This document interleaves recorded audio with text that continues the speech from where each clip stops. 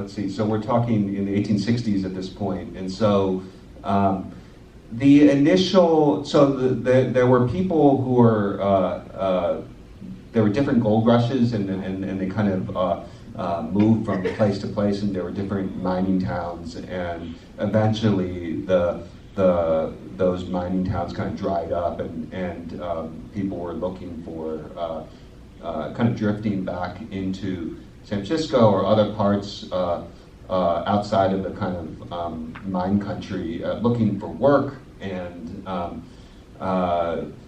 you know, the railroad just required, you know, this extraordinary amount of labor, and initially they weren't looking for Chinese. But they had trouble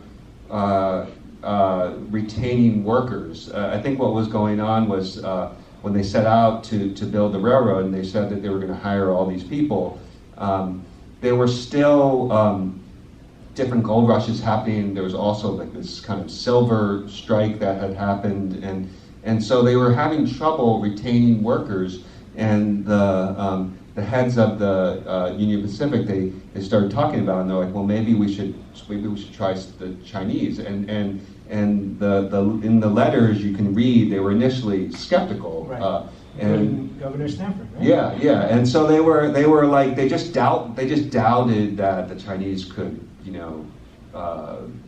do this kind of work, and could swing the hammers and do the kind of manual physical labor that it took. And then they initially started by hiring, just a small group of them, and then they proved just extraordinarily able, and they just hired more and more, and then basically ended up becoming the most reliable, sort of most effective workers for the railroad. Yeah, I think